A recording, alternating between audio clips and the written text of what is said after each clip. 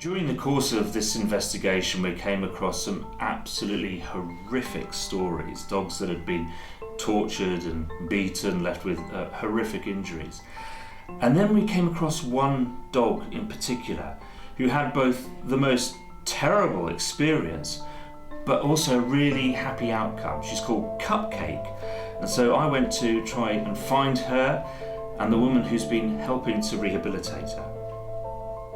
Kay agreed to speak to us on the condition of anonymity.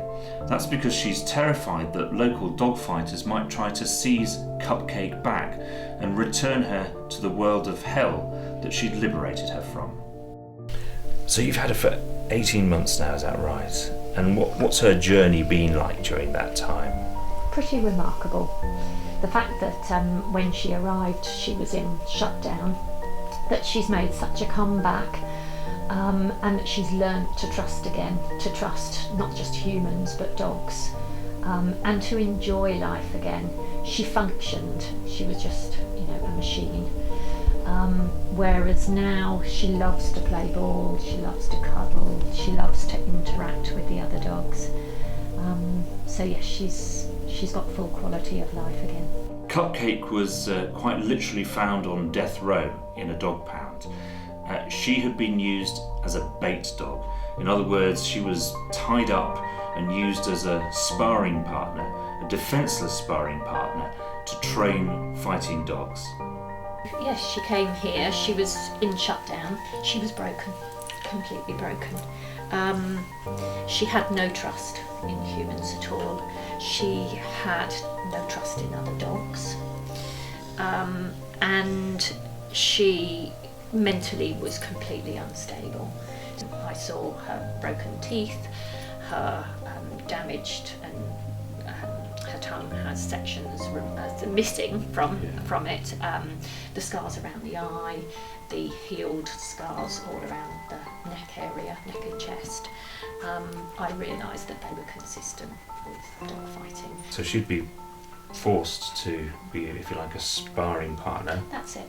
For yes, fighting for the dogs. others to practice on. And so she'd just be, defenceless then. Yes. She's been defenceless from the start, forced into a life of hell and torture. What kind of instruments will she have been subjected to? Would have been part of her regime? They sort of punch their heads and punch their bodies and stuff, but they'll use any blunt object to sort of wind them and bash them, and cattle prods are used, I understand. And she has made a remarkable recovery. She's a lovely, friendly, warm, interested, curious dog like any other. Yes. And knowing what she's been through must make you feel... Yes. I feel a whole range of emotions. I feel desperately sad for the dogs. I feel so angry about the mindset of the people, and I feel so frustrated with the system because I don't feel enough is done to deal with the perpetrator. The dogs are voiceless victims. And you say you've seen cigarette burns? Oh, on the dogs, yes. That's quite a frequent one. Yes, just terrible wounds and broken bones. And there's evidence that she was used effectively as a one-dog factory farm, so just producing litter upon litter. Absolutely. And that would have been to produce more dogs for bait and for fighting, presumably. Absolutely, yes. What do we need to do? We need the press to come on board and to start projecting a good image of these dogs, which will change public perception, and therefore it'll hopefully lead to more rehoming. We need tougher legislation. We need a deterrent. We need the police to, and the councils over animal welfare to step up and start protecting the victim and start dealing with the perpetrator. I guess Cupcake's story is really why we're doing this campaign.